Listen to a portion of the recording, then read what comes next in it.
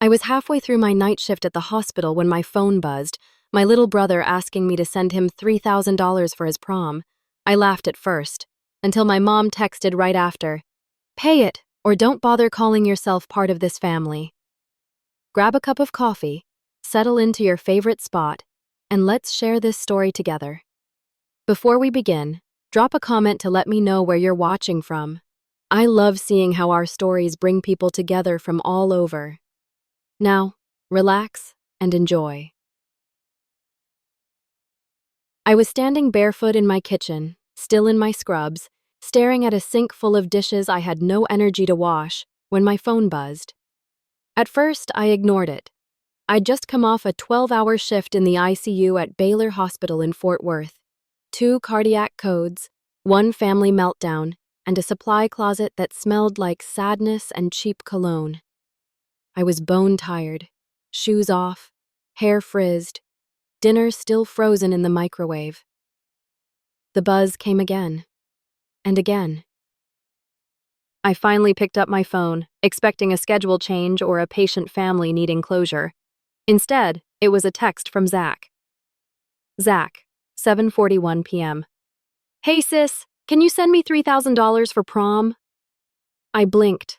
I actually read it twice because I thought maybe my contacts were drying out, or I was more sleep-deprived than I realized.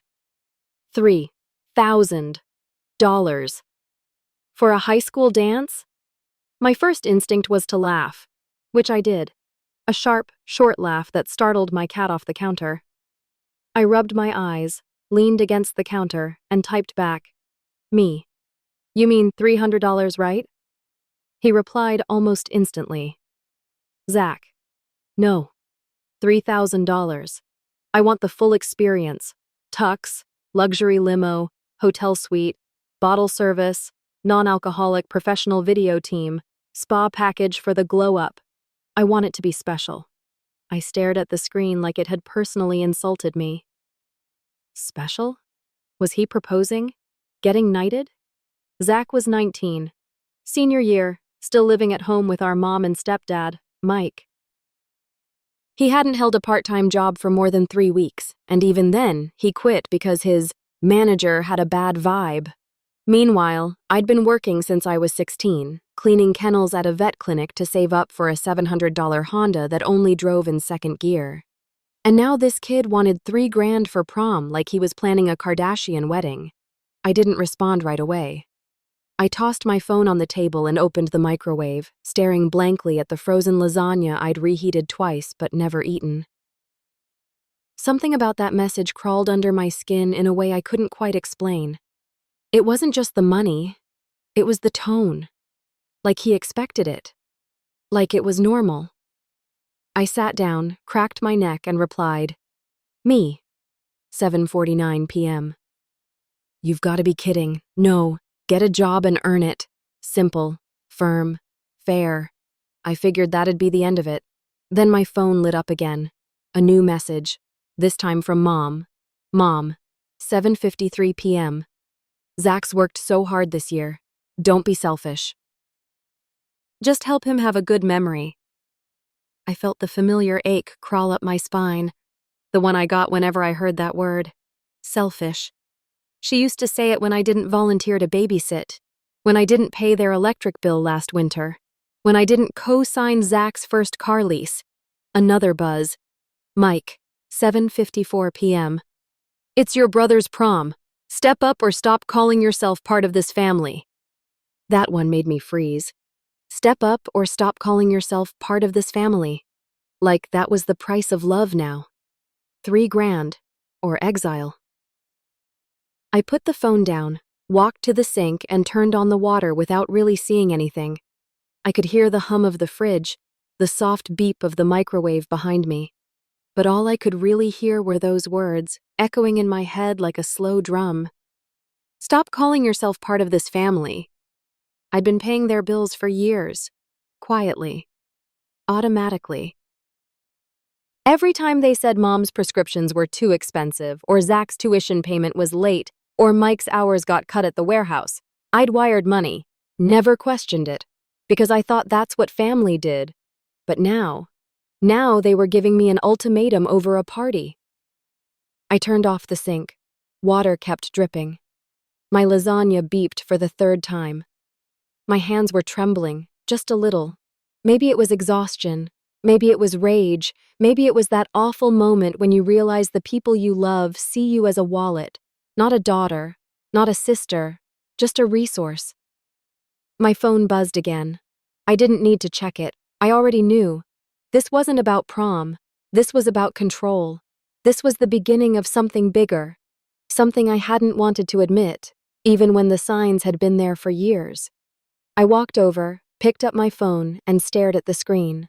The messages glowed back at me. Zach, Mom, Mike. 3 texts. 1 ultimatum. One sick feeling in my chest I couldn't ignore anymore. And then, I saw something that made my stomach drop. A new notification. From my bank. Alert.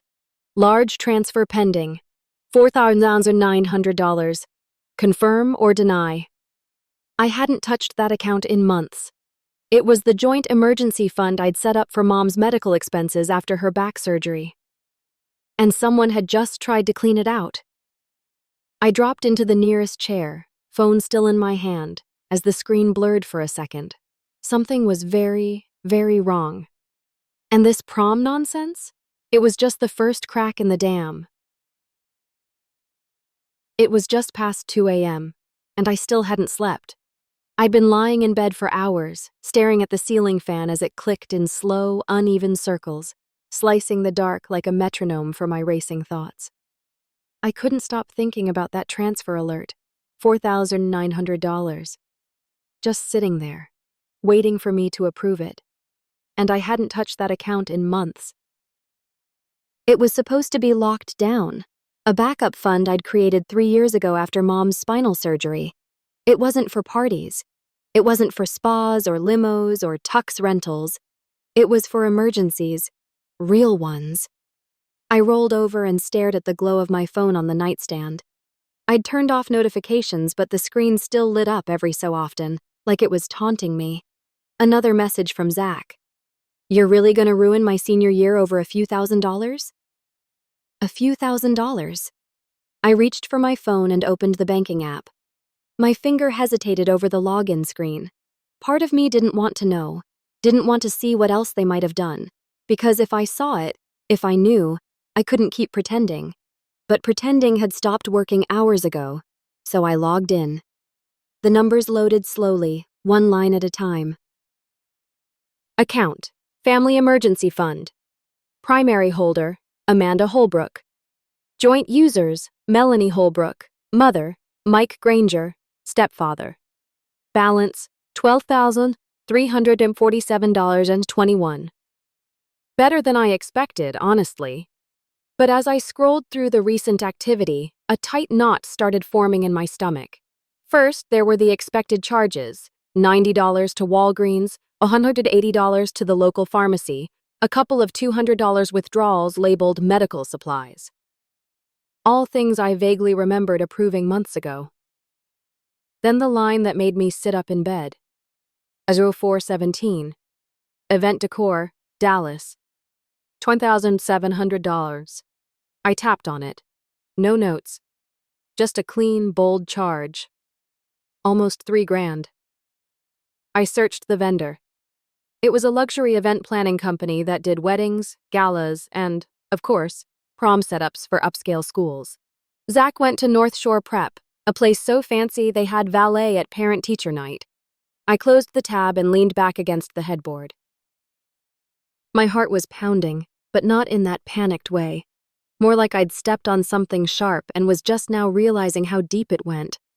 Because here's the thing, I hadn't touched that account in 7 months, and I'd set it up with rules.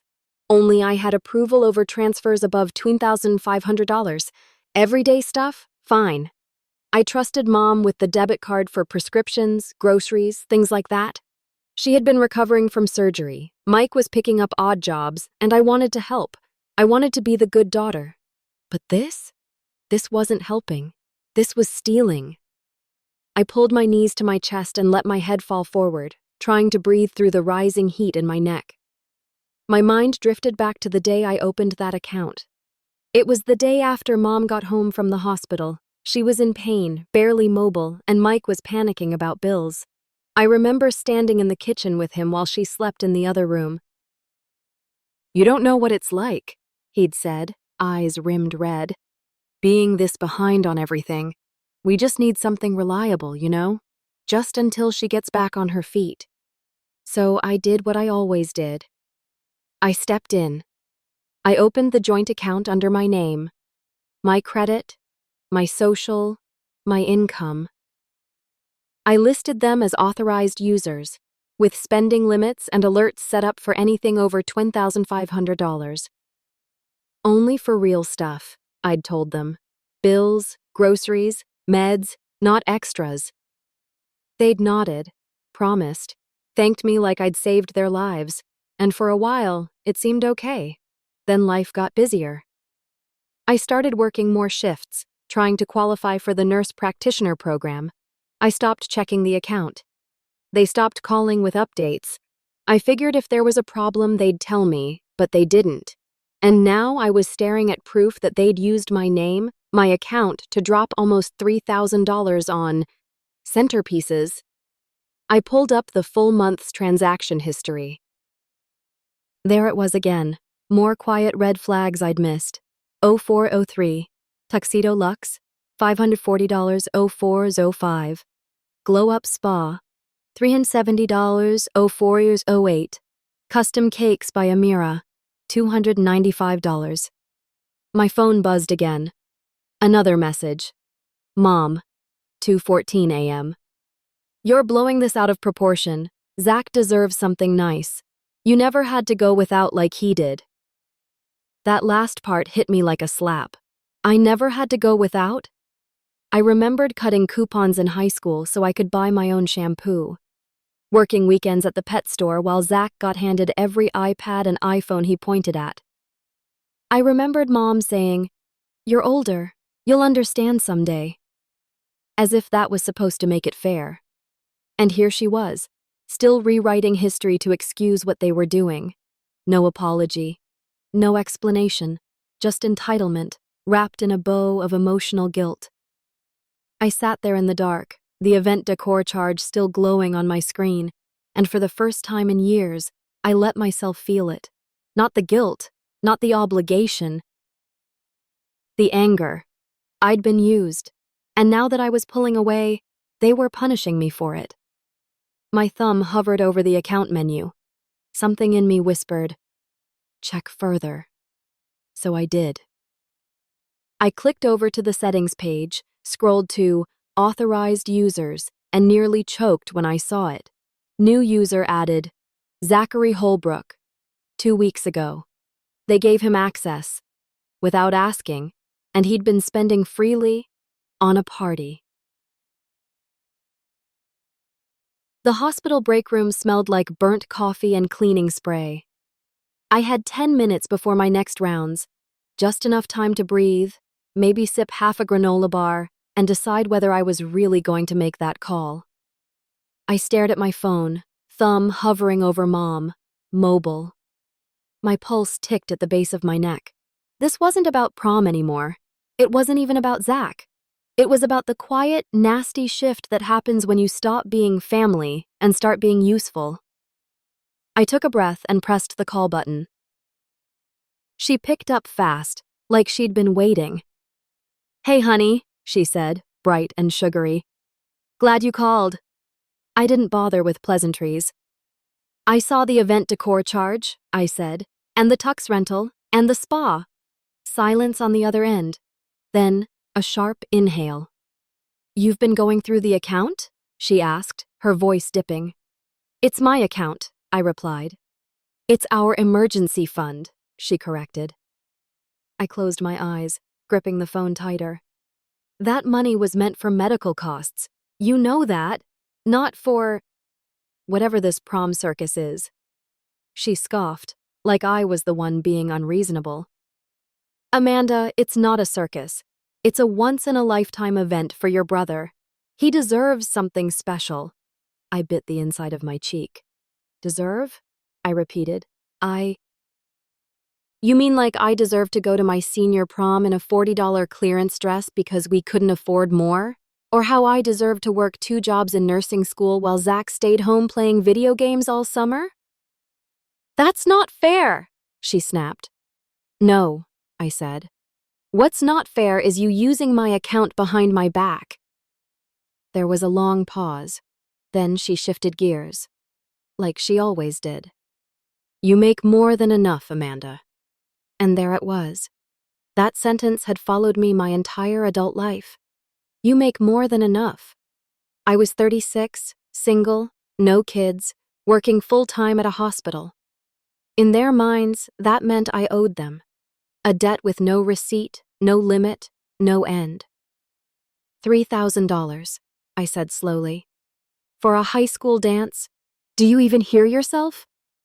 It's not just a dance, she barked.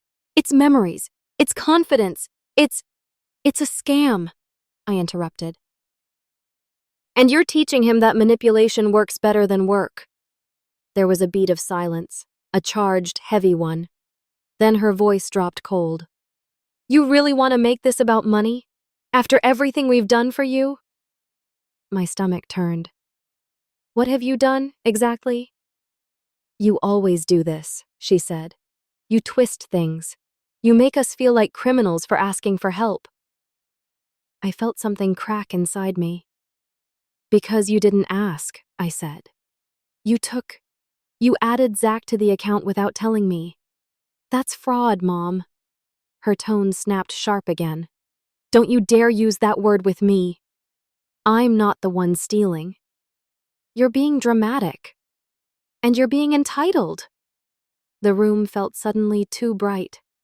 My head buzzed with heat. I could hear laughter outside the break room, another nurse telling a joke, but the sound was miles away.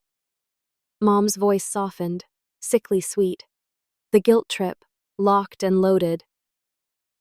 We're just trying to give Zach the kind of life we couldn't give you. I blinked. You mean with my money? You're his sister, she whispered. You're supposed to want the best for him. I laughed. Short. Bitter. I do. That's why I want him to earn anything for once in his life. The line went quiet. I thought she'd hung up. But then she said it. The thing that made my jaw lock.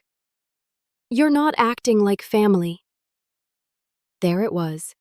The ultimatum again. This time wrapped in shame instead of rage. I swallowed the lump in my throat. The old Amanda. The one who wanted to keep the peace, who sent money with no questions asked, who thought being helpful would earn her love. She wanted to fix it. But I was too tired to keep bleeding for people who sharpened knives behind thank yous. I didn't say no to be cruel, I said. I said no because I'm done being used. Click. She hung up. I stood there in the break room, staring at the wall, trying to catch my breath. My hands were shaking again. Not from fear, from fury, from years of swallowed rage rising to the surface, too late to stuff back down.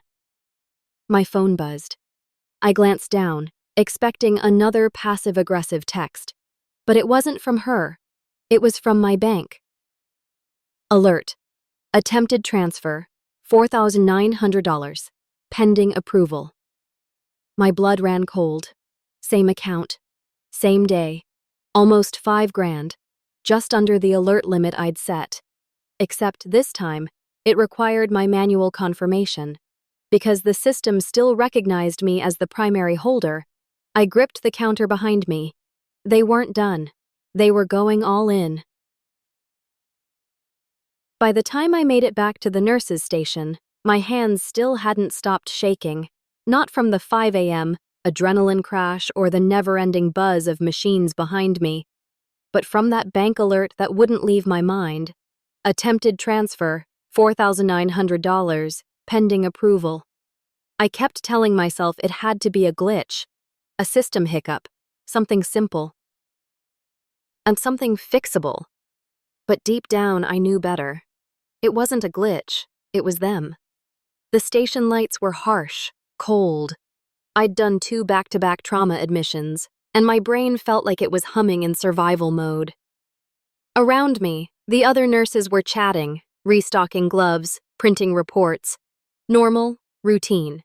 And there I was, staring at my phone screen like it had just told me my whole life was a lie. I logged back into the banking app. Same notification, same amount, still waiting for my approval.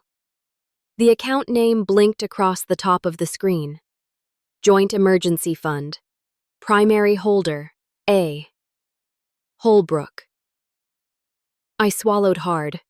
This was the account I'd made to protect them. The one I'd built out of empathy and guilt. And now, they were gutting it. I grabbed my phone, stepped into the supply closet, and hit call. Zach picked up after 2 rings. "Yo," he said, groggy. "Why are you calling so early? Did you try to move $5,000 out of the joint account?" I said. There was a pause, just long enough to hear the hesitation. Then, "What? No. What are you talking about?" "Don't play dumb," I snapped. "I got an alert. $4,900. Pending transfer." He huffed, voice suddenly defensive. "I didn't do anything, Amanda. Maybe Mom did. Chill out." I pinched the bridge of my nose. "You're listed as an authorized user now. Care to explain that?" Another pause, longer this time, then flatly. "So what if I am? Mom said it was fine." That sentence hit like a slap. "Mom said it was fine. Zach, it's my account. My name, my money." He chuckled. Actually laughed. "Relax, it's not like we're stealing from you. You've got plenty." I closed my eyes, pressing my forehead to the cool metal cabinet behind me. That word again. Plenty. That was how they saw me. Not as a person, but as a resource. A never-ending ATM with a pulse. "Zach," I said quietly, voice shaking, "if you move that money, I'll know it's theft." "Big word," he muttered. "You really gonna call the cops on your own family?" And before I could answer, the line went dead. For a second, I just stood there, phone still in my hand, the sound of my own heartbeat drowning out the noise outside. Then the call light above the door flicked red, pulling me back into the chaos. "Bed 8's crashing!" someone yelled. I shoved my phone in my pocket and ran. The next hour blurred into controlled panic, chest compressions, monitors beeping, voices overlapping. But somewhere between checking vitals and signing medication sheets, the reality started to sink in. While I was saving lives, my family was draining mine. When the chaos calmed, I found myself sitting at the nurse's station again, staring at the chart but not reading it. My hand hovered over my phone. If Zach was lying, and he was, that meant Mom or Mike had made that transfer attempt. But which one? And if they were bold enough to move that much without telling me, what else had they done? The fear came next, sharp, cold, logical. I opened my laptop, pulled up my personal credit profile. I'd signed up for one of those free monitoring sites ages ago. Hadn't checked it since last year. It took a moment to load. Then my stomach dropped. Credit score, 578. Poor. That couldn't be right. My score had always been in the 700s. I clicked accounts in your name. 3 new listings appeared. Bank of America, Platinum Visa, opened 11 months ago. Balance, $9,200, Chase Freedom, opened 8 months ago. Balance, $4,600, Capital One Rewards, opened 5 months ago. Balance, $3,875. My mouth went dry. I hadn't opened a single one of those. I scrolled down, scanning the details, my heart racing faster with every word. They weren't random spam accounts. They had my address, my social, my full name, and payments had been made regularly. On time. Small amounts, enough to avoid suspicion. I checked the listed authorized users. None, just me, which meant whoever opened them didn't need permission. They already had my information. My mind replayed every little favor, we just need your SSN for the insurance paperwork, or, can you help us refinance the car, conversation. Every time I handed over a document because family doesn't lie, right? Except they had. And now I was staring at the proof, line by line, that the people I trusted most had been using my name to build their lifestyle. I opened the most recent credit card statement. The purchases made my stomach twist. Neiman Marcus, $1,250. Hilton Dallas Downtown, $780. Amex payment, $400 transfer. North Shore Prep events, WAM to $200. The Prom charge again. They weren't just using my money. They were living their lives through my identity. For a minute, I couldn't move, couldn't think. It wasn't just the betrayal. It was how calculated it was. Small enough to stay hidden, large enough to keep them comfortable, and always under my radar. I thought about Mom's surgery, how I'd paid off her hospital bill in installments while she promised she'd make it right. I thought about Mike calling me the rock of the family. I thought about Zach's smug voice saying, "Relax, it's not like we're stealing." Except it was exactly that. They had stolen my credit, my name, and the illusion that any of it had been love. I leaned back in the chair, heart thudding hard against my ribs. The fluorescent light overhead flickered, painting everything in that harsh hospital gray that makes even the air feel sterile. I knew what I had to do. No more helping. No more hoping they'd change. I was done being their safety net. But before I could close my laptop, another notification popped up. Alert. New inquiry on your credit file. Applied for Caroline Medical Financing. $15,000 limit. Applied today. My hand flew to my mouth. They weren't even trying to hide it anymore. And that was the moment it hit me. This wasn't just a family dispute. This was fraud. Personal. Intentional. Legal. And I was about to find out just how deep it went. The library was almost empty, quiet in the way only libraries can be. That hushed, reverent silence where even the softest cough echoes off the walls. I sat in a corner table tucked between the legal reference section and the copy machines, nursing a lukewarm coffee and staring down the barrel of my laptop like it had the power to explode. And in a way, it already had. 3 credit cards, 1 medical loan application, all in my name. My fingers hovered over the keyboard, then started typing. Stiff and deliberate. Search. What to do if family commits identity theft? The results were a punch in the gut. Report it. Document everything. Prepare for backlash. No section labeled How to Forgive Your Mom for Committing Financial Fraud. I clicked into my full credit report again. It was already open. I just hadn't had the stomach to scroll through it all. Now I forced myself to look. There were more accounts than I remembered. Some were old and closed. But then I saw something that stopped me cold. Wells Fargo Auto Loan. Opened July 2023. Balance $11,300. Co-signer Melanie Holbrook. My jaw clenched so tight my temples started to throb. Mom. She'd co-signed a loan, using my name, without telling me. I clicked through the details. It wasn't even for my car. The address on file. 232 Willow Creek, Doctor. That was their address. They hadn't just used my credit. They'd made me legally responsible for a vehicle I didn't even know existed. Rage built in my chest like a pressure cooker. I rubbed the bridge of my nose, forcing myself to breathe. In, out, in, out. I thought of all the little comments Mom used to make.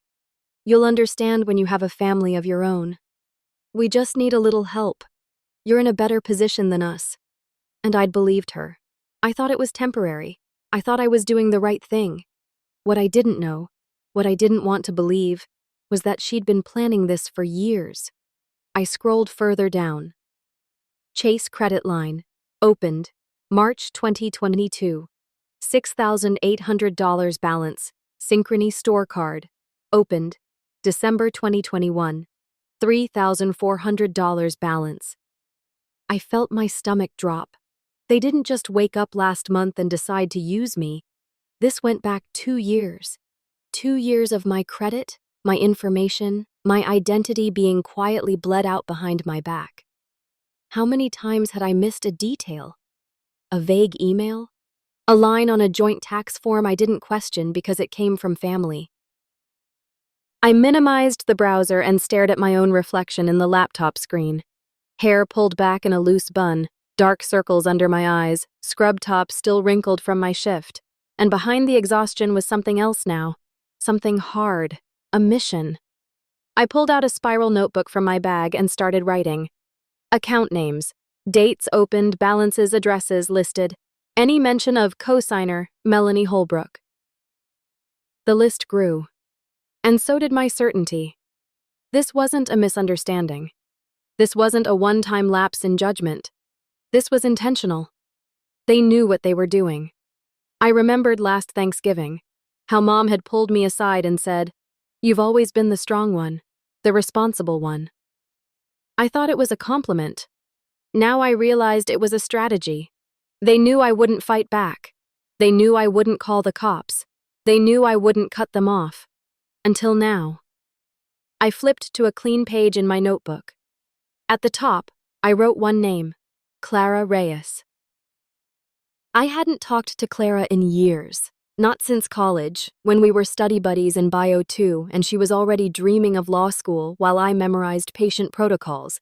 Last I heard, she was a practicing attorney. Contract disputes, small business stuff, but sharp as a blade, and more importantly, honest. She didn't sugarcoat anything. Back then, she'd been the one to tell me my boyfriend was cheating before I even saw the texts. If anyone could help me now, it was her. I pulled up her contact on Facebook. She still had her number listed for clients. I stared at it for a long second. Then I pressed call. The phone rang once, twice, 3 times. Then I heard her voice. Brisk, direct, no nonsense. Clara Reyes. I took a breath. Hey, it's Amanda Holbrook. I need legal eyes on something. It's about my family. A pause. Then she said, "That already sounds bad." What happened? I looked down at the pile of notes in front of me. Numbers, names, a paper trail soaked in betrayal. They used my name, I said. They've been opening accounts, loans, credit cards, for years. Clara didn't say, "I'm sorry." She didn't gasp or ask if I was sure. She said exactly what I needed to hear. "Come in tomorrow. Bring everything." I hung up, set the phone down, and sat in the silence. Outside the window, the sun had started to go down, casting long shadows across the carpet. I didn't feel better. I didn't feel okay. But I felt focused, because now I knew the truth. And I wasn't going to let them bury it. If this story touches you, drop a number 1 in the comments. Every one reminds us that these stories matter, and it gives us the motivation to keep sharing them with you. Clara's office was tucked inside an old brick building downtown, wedged between a coffee shop that never got the milk right and a boutique law firm with windows so clean they looked invisible. I hadn't seen her in nearly 5 years, but when she opened the door, she looked exactly the same. Black blazer, no-nonsense ponytail, and that sharp look in her eyes that told you she didn't have time for games, but she would burn down the room for someone she cared about. "Amanda Holbrook," she said, stepping aside. "If I wasn't already worried, the way you sounded on the phone would have done it." I gave her a tight smile. "It's worse than I thought." Her office was small but focused, a desk lined with files, a whiteboard covered in notes, and 2 chairs facing her monitor. She motioned for me to sit while she flipped her laptop open and pulled out a yellow legal pad. "Start from the top," she said, clicking a pen. Everything. Don't hold back. So I told her about the joint account, the prom money, the event decor charge, the $4,900 transfer, about Zach's smirking voice, Mom's guilt trips, Mike's silence, about the credit cards I never opened, the auto loan with my name on it, the Careline medical application I hadn't even seen coming. I showed her my notebook, the list of accounts, dates, balances. Clara didn't interrupt once. She just kept writing, nodding occasionally, eyes flicking between my notes and her screen. When I finally finished, she leaned back in her chair, steepling her fingers. "Okay," she said. "Here's the good news." I raised an eyebrow. "There's good news?" She nodded. "They were sloppy. They left a trail. That loan with your name?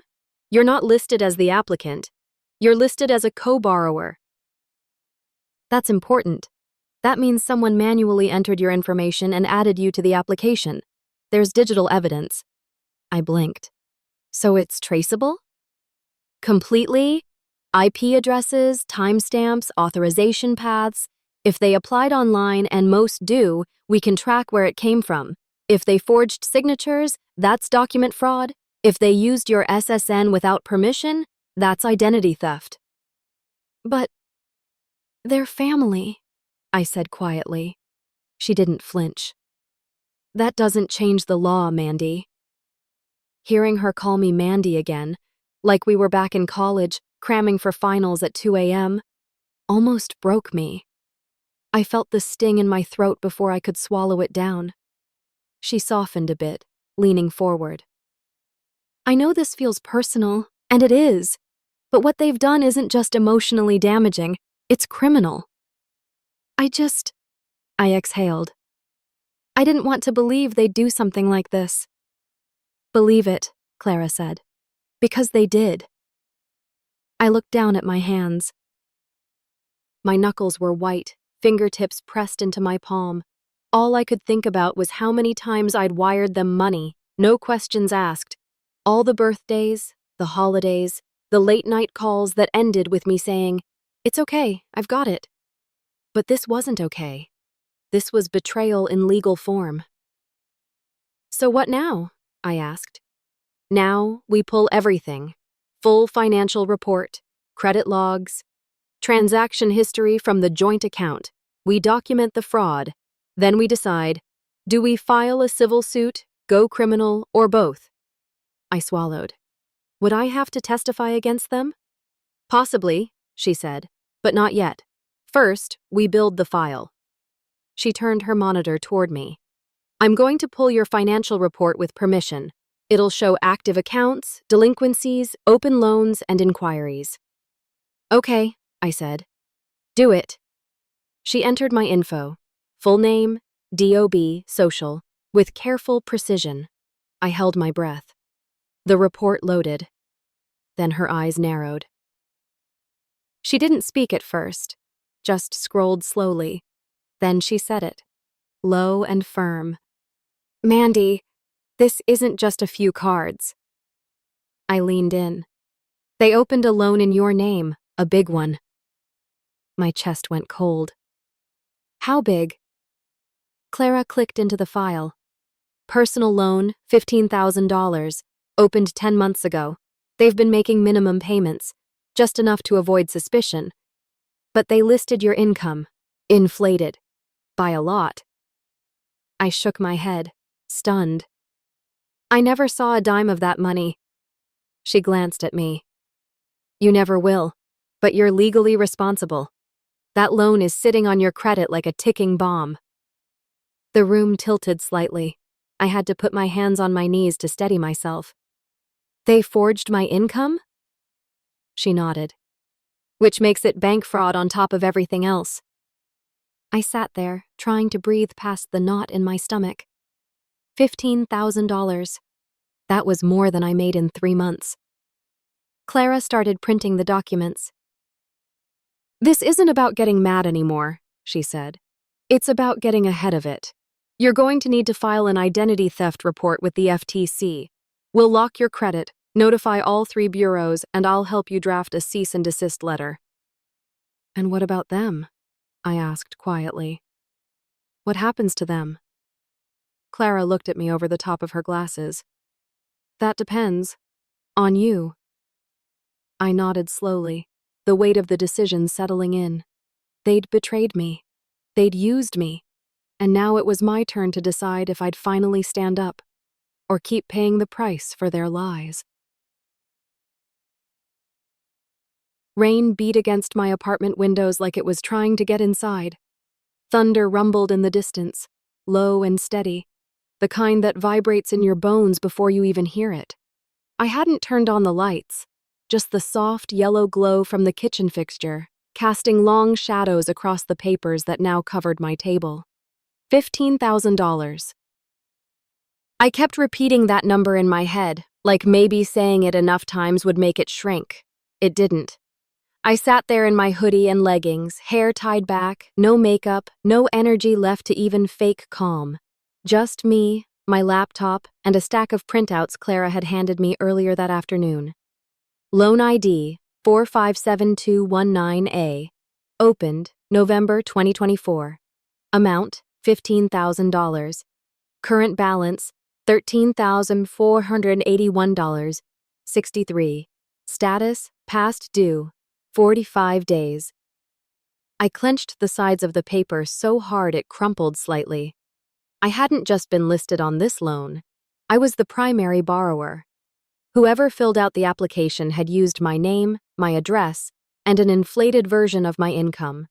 There was even a fake employer listed, Holbrook Home Care Services, which didn't exist.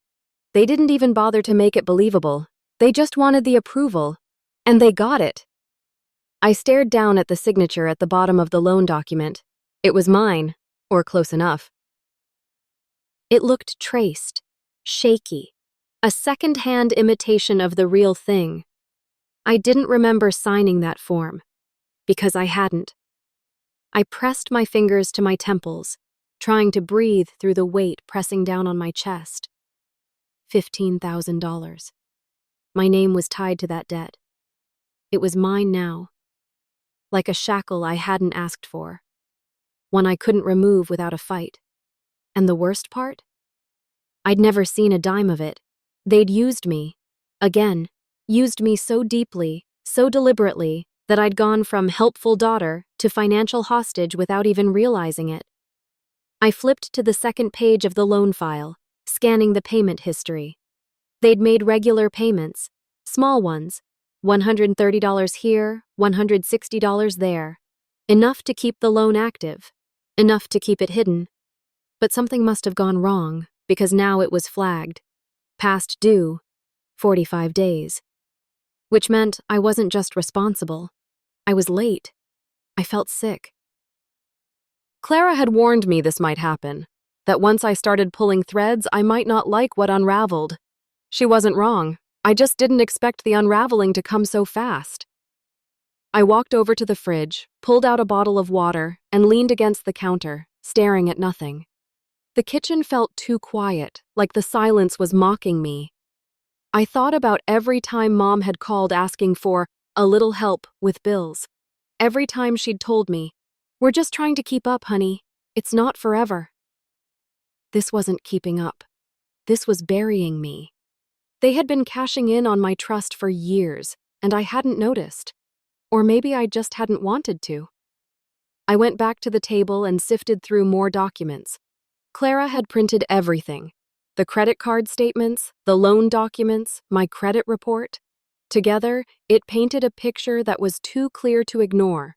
Over $32,000 in debt tied to my name. Most of it not mine. All of it my responsibility.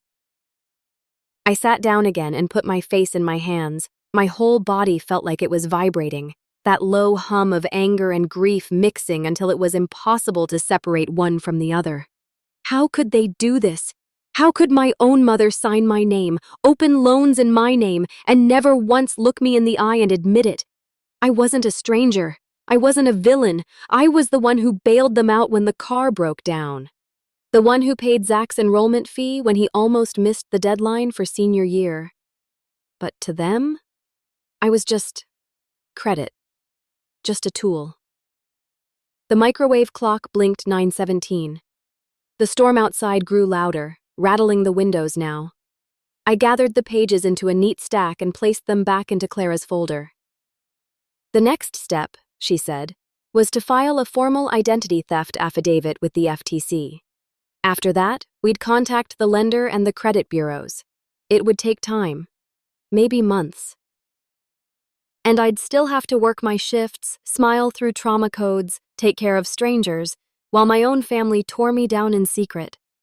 As I stood up to head toward the bedroom, there was a knock at my door. Sharp. 3 times. I froze. No one came to my place unannounced. I walked over slowly, peering through the peephole. No one. I opened the door, heart still racing, and found a white envelope on the mat. Certified mail, from the loan servicer. My name printed in bold across the front. I picked it up, brought it inside, and tore it open with shaking hands. Inside was a single page. Final notice. Payment due immediately. Amount, $824.13. Failure to respond will result in further collection activity. My stomach flipped. I sank down onto the floor, envelope still in hand, rain slamming against the windows behind me. This wasn't a mistake. This wasn't a bad decision. This was theft, masked in family smiles and sweet voices, and it was only just beginning. Depre. I couldn't sleep. The storm had passed hours ago, leaving the streets outside quiet and slick with rain, but my mind wouldn't shut off. I lay in bed with my phone on my chest, the blue light casting a pale glow across the ceiling. Every time I closed my eyes, I saw that certified letter. Final notice, $824 due immediately. For a loan I never took, a loan they created, with my name, my social, my signature forged. I picked up my phone and opened Instagram. Not to doom scroll, really, just to distract myself from the ache in my chest. Something mindless, something brain-numbing. But instead, the universe handed me a full-blown slap in the face. There he was. Zach, front and center on my feed. Not in sweats or a hoodie or one of his usual I just woke up mirror selfies. No, he was wearing a custom-fitted black tux, gold cufflinks, and patent leather dress shoes that probably cost more than my car insurance. And behind him, a yacht. Not a docked one either. An actual, moving, chartered yacht cruising the Trinity River under strings of fairy lights. My stomach dropped.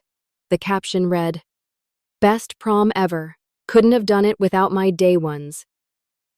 Prom royalty, yacht life. All deserved." I stared at the photo, disbelief curdling into fury. Zach never worked a day in his life, never paid rent, barely passed high school.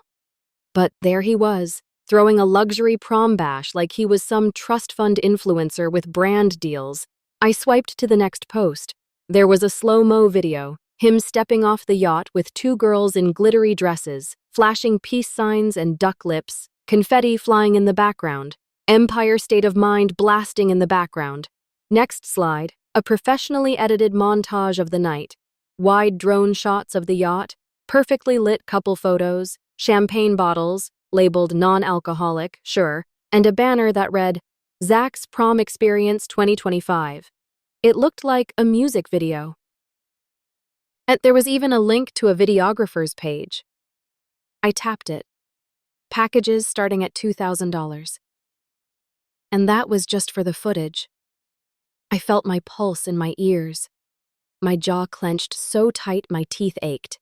My fingers hovered over the comments section. A few classmates had already commented with things like, "Best night ever," and "You really did that." One girl had even posted, "Next stop, Zach's wedding," followed by crying emojis. I didn't respond. I didn't type anything at all. Instead, I clicked through to the tagged photos. One caught my eye immediately. A shot of Zach and Mom standing on the yacht deck, mid-laugh. She was wearing a navy blue dress I didn't recognize, rhinestone earrings, her hair freshly styled. For someone who supposedly couldn't afford to fix the brakes on her car last month, She looked flawless. In the corner of the photo was a visible clothing tag, still attached. My eyes narrowed. I zoomed in. Maison Violet Boutique. Dallas. My brain clicked. I'd seen that name before. I opened my banking app and searched transaction history, a feature I rarely used. Typed in Maison. And there it was. Maison Violet Boutique. $428,900. Posted April 10th. Card used. 81107. My credit card. Not hers. Mine. I stared at the screen, cold creeping into my limbs. They didn't even bother hiding it anymore. They were using my money to fund yacht parties, boutique dresses, and professional photo shoots, all while telling me they couldn't pay the electric bill. My hands shook as I grabbed my laptop off the nightstand and pulled up the rest of the charges Clara had printed out for me. Now, with everything I'd seen online, the purchases made perfect sense. Luxury linens from a wedding vendor? Probably used to decorate the yacht. Spa package? That glow up Zach had messaged me about? $370 to Glow House Med Spa? That was the spray tan and facials. $1,200. Event decor? Dallas? The lighting, the floral arches, the banners. They'd used me to build an image, a fantasy, a perfectly curated social media moment, and not once did they hesitate. Not once did they ask permission. I thought about Mom's voice just days earlier, telling me, "You make more than enough," as if that meant she had a right to take what she hadn't earned. I closed the laptop and stood by the window, watching the streetlights flicker in the puddles below.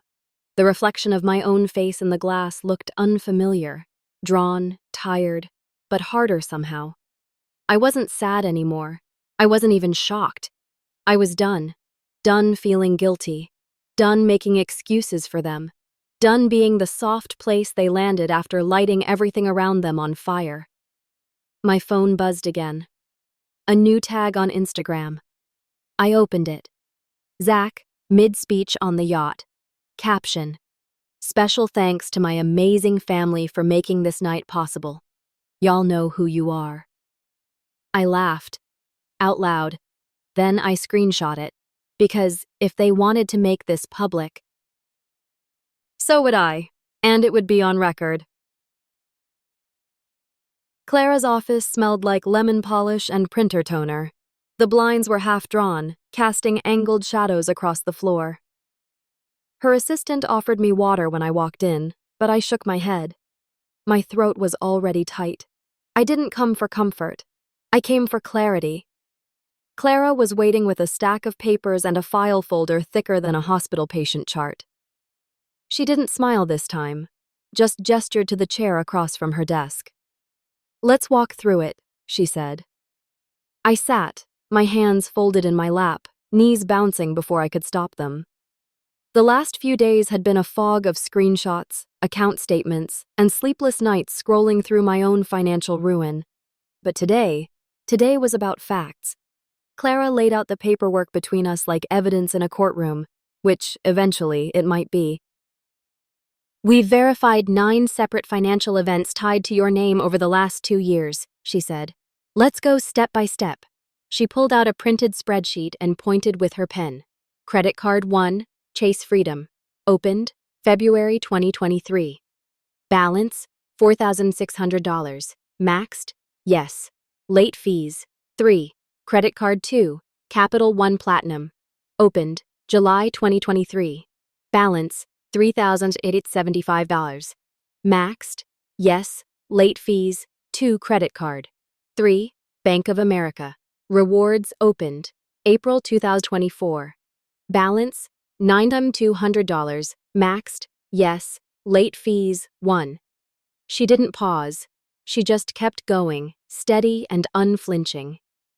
Personal loan. Caroline Financial opened, November 2024. Original amount, $15,000. Balance, $13,481. Status, past due, 45 days. Jesus, I whispered. Clara looked up. That's not all. She slid forward another document. Overdraft charges. Emergency joint account. 17 overdrafts in 6 months. Fees. $600. Largest single charge. $4,900. Labeled Event Vendor Payment. Dallas's. I recognized that one. The yacht party. Zach's big moment. I rubbed my temples, my chest tightening again. How did I not see this? Clara gave a small shrug. You trusted them. You weren't looking for deception. And they were careful. Just careful enough to avoid setting off red flags too soon. She flipped one more page. MISC. Activity under Amanda Holbrook. SSN. 2023-2025. Store card opened under alias. $3,400 auto loan. Cosign. $11,300 unauthorized utility account. $900 balance. Inquiries for payday loans. 5. Total estimated liability. $92,268. I stared at the number like it was alive. $92,000. Nearly 3 years of rent. A down payment on a house. Half a decade of savings. Gone. Not stolen by hackers. Not scammers across the globe. But family. My mother. My brother. My stepdad. Each piece of that total was a betrayal with a receipt. Clara let the silence sit for a while, long enough for the air to feel heavier. Breathe, she said finally, her voice soft but firm. I did, shakily, like I had to remind my lungs they still worked. Tears threatened the edges of my eyes, but I blinked them back. This wasn't the time to fall apart.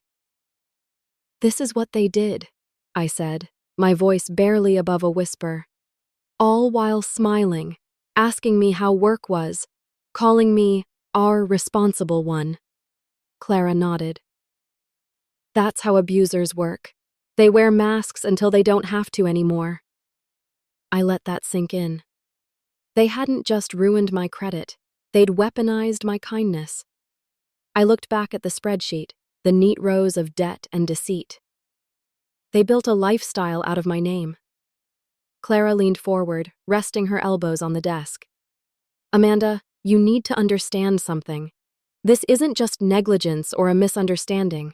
This is fraud, and given the amount and duration, it could be considered felony level in the state of Texas. I met her eyes. You're saying I could press charges? I'm saying, she said slowly, you should. I felt something shift in my chest. Not fear, not anymore. Clarity. I'd spent years second-guessing myself, trying to keep peace in a war zone I didn't even know I was living in. Now, the damage was written in black and white. Do I even have a chance of fixing this? I asked. Or is it too late? Clara gave a small, tight smile. There's always a path forward. It's just not easy. We can file an FTC identity theft report, notify the credit bureaus, request a fraud alert, and credit freeze. You'll have to file police reports, maybe testify, but it's doable. I sat back in the chair, letting the truth settle. I was standing at a fork in the road. Turn left and keep swallowing the betrayal, pretending it wasn't real. Or turn right and fight like hell to take my life back. Neither road was easy, but only one led out. Clara closed the folder and slid it gently toward me. Then she said it, the thing that made everything feel suddenly real. We need to talk about legal action. Are you ready for this? I didn't answer right away, because it wasn't just about lawsuits or paperwork. It was about breaking something I'd spent my whole life trying to protect. The illusion that my family would never do this to me. But they had. And the only way forward now was through. I didn't mean to drive by the old house. It just happened. I'd left Clara's office with the weight of a $92,000 betrayal sitting in my passenger seat. I didn't feel like going home, and I couldn't go back to the hospital yet, not with my head spinning and my hands still shaking. So I drove. Down the familiar streets of our neighborhood, past the old gas station where I used to buy ices with Zach when he was still sweet and small, before the entitlement hardened his voice. And then, before I realized what I was doing, I was pulling up to the curb in front of the house I grew up in. Tan siding, broken porch light, same sag in the gutters, but everything else felt different. I stayed in the car, engine running. It wasn't nostalgia that hit me. It wasn't sadness. It was clarity. Because staring at that house, I finally understood the lie I'd been raised on. Family helps each other. Be the bigger person. Zach's just a boy. You're stronger.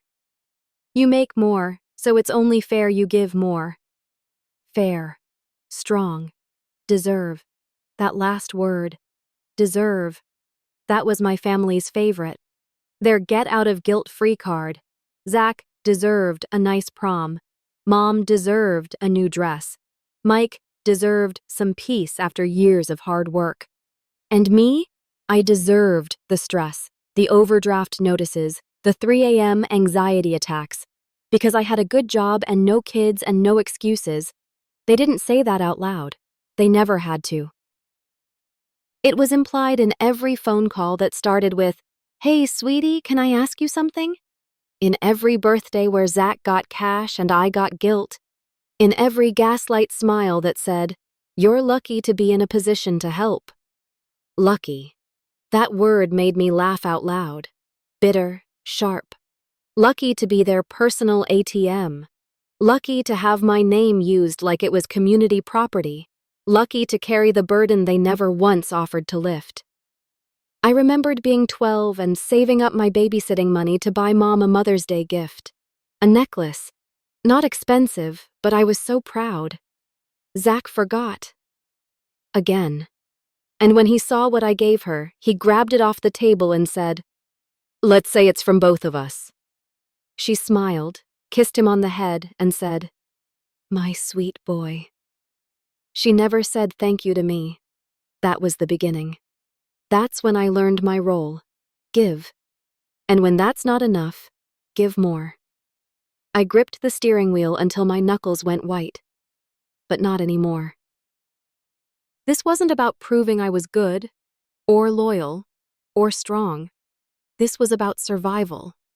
And justice. Because even now, after all the receipts and documents and credit fraud, part of me still wanted to believe they were just confused, that they didn't really know what they were doing. But deep down, I knew better. They knew. They just didn't care. Not about my name. Not about my credit. Not about the decade I spent patching their holes with my bare hands. They cared about what I could give. And now that I'd stopped, they were going to break.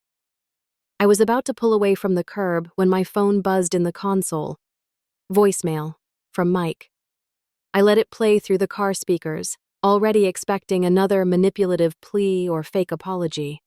But instead, his voice was low, calm, calculated. "Amanda, listen. If you report us, we'll make your life hell. Don't be stupid. You think this ends well for you? Think again. Family doesn't betray each other." He hung up. I sat frozen. That was it. No, we're sorry. No, let's fix this. Just a threat. The final nail in the coffin. And strangely, it made everything clearer. They weren't going to change. They weren't going to apologize. They were going to fight. But so was I. Because if protecting myself meant war, then they'd picked the wrong woman to back into a corner. No more fear. No more silence. No more playing nice. I pulled away from the house, not once looking back. Clara didn't offer coffee this time. She didn't need to. When I walked into her office, there was a different energy in the air. Focused, charged, like the pause before a lightning strike. She had everything laid out. A laptop open to a folder labeled Amanda H. Evidence, a fresh legal pad, and a manila envelope thick with subpoenaed records. "Sit," she said. No small talk. I did. She tapped her pen once on the table and looked me dead in the eye. Are you ready for this? I nodded. I was past fear now. I wasn't just tired, I was done. And when you're done, you don't flinch anymore. Clara flipped her laptop around. Let's start with the loan. On the screen was the application for the $15,000 personal loan, the one they opened in my name. See this signature? She said, zooming in. Not yours. It's traced. Sloppy, too. We pulled up your actual mortgage application from years ago for comparison. She clicked to another tab. A side-by-side overlay of the two signatures. One confident, one clearly copied. She didn't even need to explain. The forgery was obvious. They submitted this from an IP address located in Arlington, she continued. Do you know anyone who lives there? My mother, I said without hesitation. Clara nodded. Confirmed. We matched it to a wireless account registered to your stepfather. Same address, same day. My stomach twisted, but I stayed focused. She clicked again. Now we were looking at credit card applications. All three of these were opened from the same IP block, she said. Same pattern, same forged signature, same email address, just one character off from your real one, enough to pass if you weren't looking closely. She leaned back and crossed her arms. It wasn't just carelessness. This was intentional. I didn't say anything. I didn't need to. My silence was steady now. Not shocked, not overwhelmed, just focused. Clara flipped open the manila envelope and pulled out a few glossy printed screenshots. These are from the subpoenaed merchant logs, she said. Let's walk through where your money went. First, Maison Violet Boutique. $428 shipping address, my mom's house. Second, Yacht Party Co. $3,750, signed for by Zach Holbrook. Third, Glow House Med Spa. $370. Receipt was emailed to my stepdad's email account, the same one he used to co-sign his car lease last year. And then the final one. Clara slid it across the table like the ace in a courtroom drama. A luxury watch store receipt, $1,200, paid using one of the fraudulent credit cards. In the customer notes section, gift for Zach, graduation. I let out a low breath. They didn't even try to hide it, not once. They thought I'd keep covering for them like I always had, like I was too tired, too soft, too guilty to push back. Not anymore. This, Clara said, spreading the papers out like puzzle pieces, is enough. We have forged documents, digital fingerprints, transaction logs, and motive. You were the financial backbone. They exploited that. She looked at me carefully. It's time to file.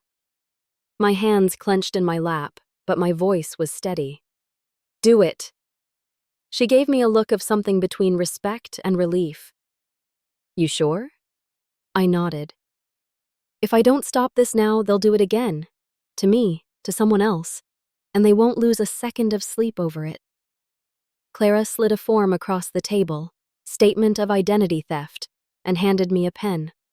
I signed. Then she handed me another. Request for law enforcement investigation. I signed that too. By the end of the hour, we had everything ready. FTC identity theft affidavit. Reports to all 3 credit bureaus. Copies of forged documents. Subpoenaed IP and transaction records. Signed declaration of fraud. Clara filed the first complaint electronically while I watched. As she clicked submit, the screen blinked, then loaded the confirmation number. You just officially filed felony fraud charges, she said calmly. Next comes the state investigation, then the DA's office. Depending on how this plays out, it could lead to a civil suit or even criminal prosecution. For the first time in weeks, I didn't feel powerless. I didn't feel buried. I felt in control. I sat up straighter, shoulders back. What happens next? Clara smiled, a sharp, satisfied smile. We serve them. She clicked a final file and nodded toward the courier notice on her screen. Certified notices go out tomorrow. One to your mom, one to your stepdad, one to Zach. I felt my heart beat faster, not from anxiety this time, but from something cleaner. Justice. They're about to get served, Clara said. And just like that, the power shifted. They got the papers at 10:07 a.m. I know because Clara texted me the moment the courier confirmed delivery. All 3 served. Game on. I was on my lunch break, sitting on the curb in the hospital's back parking lot, still in scrubs, sneakers soaked from a patient spill in room 6. My hair was tied up, face flushed, adrenaline still humming from a code blue I'd helped run an hour ago. I should have felt rattled. Instead, I felt calm, steady, like everything in me had finally clicked into place. They had taken from me, lied to me, used me, and now they had to answer for it. I put my phone down and unwrapped the sandwich I'd barely had time to eat, ignoring the steady Texas heat that was turning the blacktop into a stovetop. I got 2 bites in before I saw her. My mom, storming across the parking lot in jeans and a wrinkled blouse, her hair pulled back, face red with fury and something I couldn't name. It wasn't surprise. It wasn't remorse. It was panic. I stood up slowly. She spotted me and picked up her pace. "Amanda!"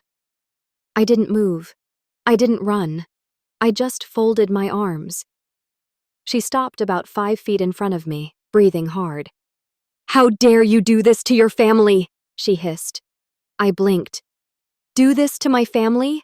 Mom, I didn't open 3 credit cards in your name." She ignored that. "You sent us legal threats like we're criminals. We're your parents, your brother." "You are criminals," I said quietly. "What you did is fraud." "You think this is justice?" she spat. "You're tearing us apart over what? Some money?" "Some money?" I took a step forward. "You used my name to open a personal loan. You forged my signature. You maxed out 3 credit cards and left me with the debt. You didn't just lie to me, you stole from me." She blinked hard, eyes welling up, voice dropping an octave. "Honey, we were just trying to get by. Zach's graduation." I cut her off. "No, stop. Don't make this about Zach's big night. This wasn't one bad choice. This was years of using me like a damn credit line with a pulse." She opened her mouth, but I didn't let her speak. "I paid for your hospital bills. I bought groceries when Mike said he was between jobs. I co-signed on your car because you said you'd never put me in that position again. And you did. Over and over." The tears started rolling then. "I was just trying to keep the family together." I laughed. I couldn't help it. "By burying me in debt?" She stepped forward and reached for my arm.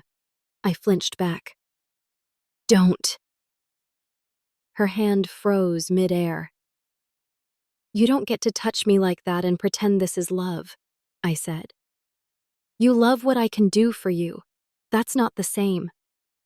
She looked stunned, hurt. But it didn't move me this time, not like it used to. "You think this lawsuit is me being cruel?" I said. "No, Mom. This is me finally choosing me." She was shaking now, lips trembling. "You're ruining this family." I didn't raise my voice. I didn't scream. I just looked her dead in the eye and said, "This family ruined me, and I'm done pretending it didn't." Silence. Heavy. Stubborn. Then she turned, just like that, and stormed back to her car, slammed the door, peeled out of the lot without looking back. I stood there, heart pounding, shoulders squared. I didn't cry. Not this time. Not because it didn't hurt. It did. But the pain wasn't controlling me anymore. I wasn't reacting. I was deciding. I walked back into the building and took the stairs 2 at a time, back to work, back to my life, the one I built without their help. But later that night, as I sat on my couch with the TV on mute and the last of my dinner untouched, my phone buzzed again. A new text. "Zach. Hope you're ready for war." No punctuation. No explanation. Just a threat. But what he didn't know, what none of them knew, was that I'd been fighting a silent war for years.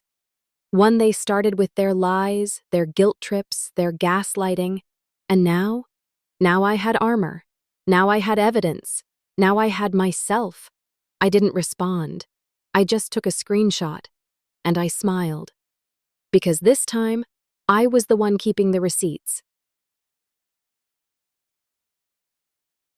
I never wanted to see Eli again. Not because he broke my heart. That would have been cleaner. Easier to hate. But because he wore me down. Quietly. Slowly. Like waves against a dock. Until one day I woke up and realized I'd built my life around a man who only reached for me when he needed something. Still, here I was, standing on his doorstep. I needed one thing, an old shared tax document from the year we filed jointly. Clara thought it might help establish a financial trail tied to my identity before the fraud started, back when my credit was still clean, before it got twisted into a family free-for-all. I rang the doorbell. The same chime I remembered from 3 Christmases ago. A sound that once meant warmth and home. Now it just made my stomach tighten. The door opened a crack. Then wider. "Wow," Eli said. "Look who decided to come back." "I'm not here to come back," I said, already tired. "I need the 2022 tax file. We filed jointly. You have a copy. I don't." He leaned against the doorframe. Still tall, still barefoot, still charming in that lazy, smug kind of way that made you forget, for a second, that he never really did anything. "You look good," he said, eyeing me up and down. "Don't," I said flatly. "Can I come in or not?" He stepped aside and I walked past him into the living room. Same mismatched furniture, same candle wax stains on the coffee table. It smelled like cedarwood and stale ambition. He motioned toward the couch. "You want coffee?" "No, I want the file." He walked toward the hallway, calling over his shoulder. "You always did like things tidy and fast." I ignored the bait. He returned with a laptop, sat beside me, and started typing. "Why the sudden urgency?" "I'm dealing with some legal stuff, identity theft." That made him pause. "From who?" "My mother," I said simply. His eyebrows lifted. "You serious?" "Dead serious." He whistled low. "Damn, didn't think she had it in her." "She had help," I said. The words hung there between us, heavy and implied. He turned back to the laptop. "You think I had something to do with it?" I shrugged. "I think you knew she was capable of it." Eli didn't respond, just kept typing. After a few minutes, he said, "Here, inbox from April 2022, TurboTax confirmation. You can forward it to yourself." He opened the browser, logged into his email, and turned the screen toward me. I clicked into the email, hit forward, then paused. Just below it was a message thread titled, "Loan Pre-Approval, Amanda H." My heart stuttered. I clicked it. It was an email from my mother's address, sent to Eli, dated just 2 weeks before the loan was opened. The message was short. "Thanks for helping with this. Amanda can't know yet. She's stressed at work, but she'll be fine once it's handled. I'll explain it to her after it's approved. Just needed the info from your side to keep things moving." Attached, a document, my pay stub, from my job. Only one person had access to that at the time. Eli. I turned to him slowly. "Are you kidding me?" He blinked. "What? You gave her my employment info?" My voice was ice. He looked guilty, then defensive. "She said it was for refinancing a medical bill. I didn't know they were going to open a loan." "I swear." I stood up. "You didn't ask? You didn't even check?" "It didn't seem like a big deal." "Because it wasn't your name on the line." He held up his hands. "Hey, I was trying to help, and maybe I thought if I did, you'd come around more. Be less distant." There it was. The truth. His truth, anyway. Manipulation. dressed in love. I stared at him, my voice low. You didn't help me. You helped them use me. You gave them a weapon and let them aim it at my life. You're overreacting, he muttered. I laughed once. Bitter. And you're exactly the guy I remember. Always playing dumb when it gets messy. I emailed myself the document and snapped a photo of the email thread on his screen. Don't worry, I said, walking to the door. You might be hearing from someone soon. Not me, the DA. That wiped the smirk off his face. You're serious? He asked. I paused in the doorway. I stopped being soft when they stole my name. If you're a part of the paper trail, you're a part of the story. He didn't follow me out. I stepped into the afternoon light, the weight of that email sinking in. It wasn't just my family anymore. It was everyone who looked at my boundaries and saw a doorway, but not anymore. I called Clara from the car, sent her the photos. The subject line on the email I forwarded. More proof. He knew. The diner was neutral ground, or at least that's what Mike texted when he asked to meet. Just lunch, no drama, we need to talk face to face. It was a small place off I-30. Checkered floors, dusty pie case, tired waitresses who didn't bother with small talk. The kind of place where secrets get traded over cheap coffee and reheated meatloaf. I picked the booth in the back, my back to the wall, eyes on the door. He walked in 5 minutes late, in that same beat-up baseball cap he always wore, like it made him look casual, not careless. Slid into the seat across from me like we were old friends catching up, not two people on opposite sides of a legal war. Appreciate you coming, he said, peeling off his sunglasses and setting them down slowly. A performance. I didn't respond. He gave the room a once-over, then leaned forward. Let me just get right to it. This whole thing, it's gotten out of hand. You're upset, rightfully, but do you really want to drag this through court? Embarrass the whole family? Hurt your mom like that? There it was, the playbook. Guilt first, logic second, threats last.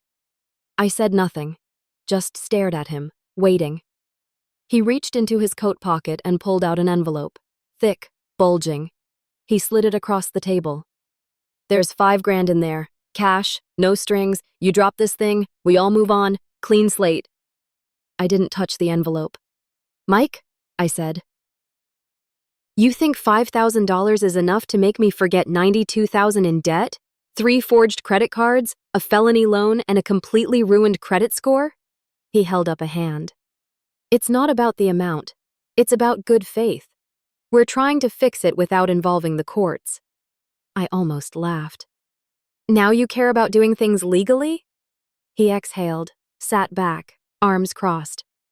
Amanda, I know you. You don't like mess. You like things quiet. You want peace. This, he gestured vaguely. This ain't peace. This is war. Not my war, I said calmly. Just the consequences of your choices. His jaw twitched. You think the DA's gonna care about your little sob story? Once this gets out, everyone's gonna know what you've been hiding. I narrowed my eyes. What exactly have I been hiding? He shrugged, the kind of shrug people give when they're bluffing. Your taxes. That little bit of overtime you didn't report. Your ex. You think Clara's gonna stand by you when she finds out you weren't exactly squeaky clean either? I tilted my head. You don't have anything on me. You sure?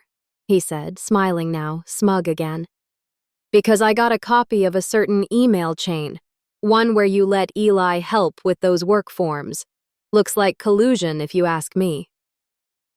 So that's what this was. Blackmail dressed as a peace offering. I let the silence stretch.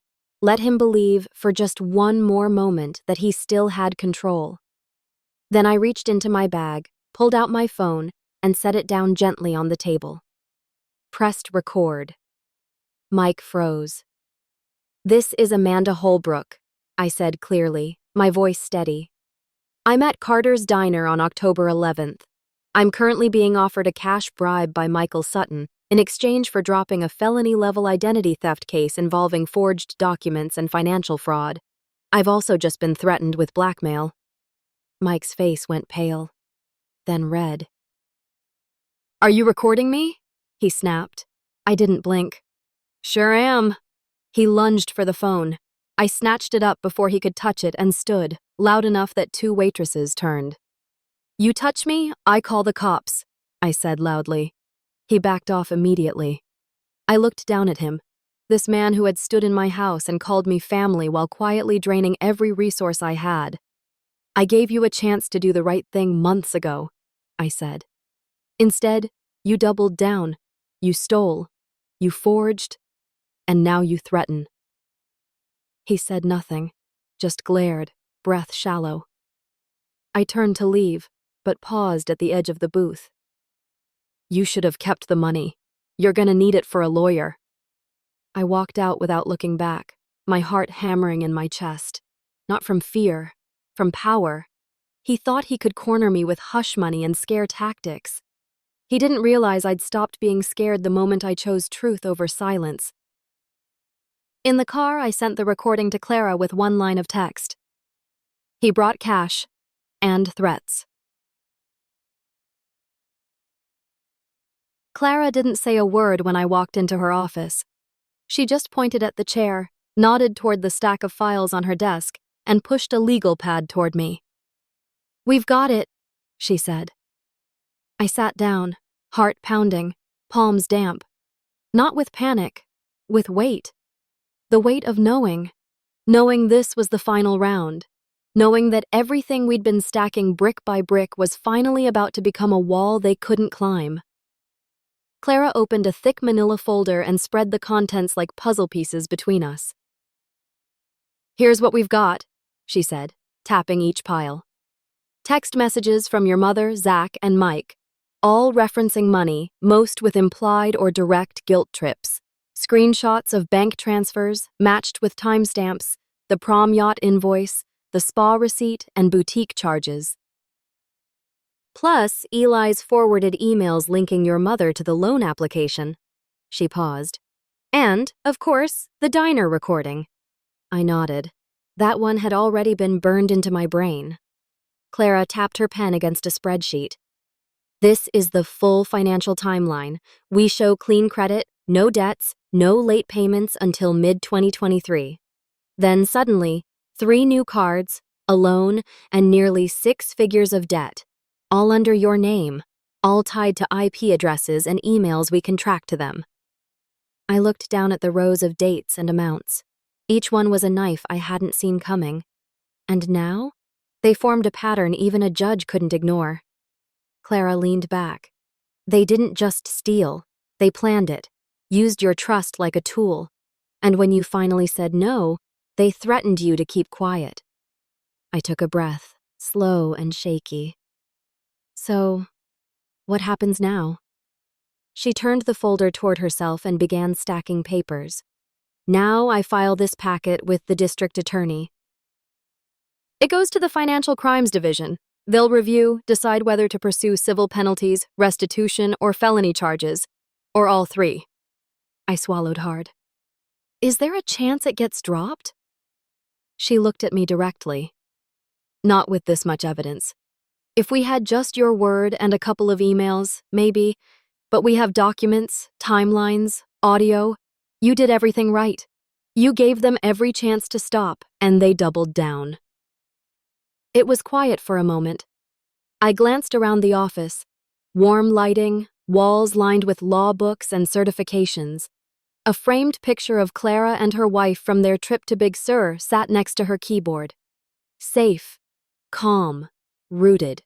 I'd spent so much of my life in chaos, apologizing for needing boundaries, explaining away betrayals, trying to keep peace in a family that only knew how to take.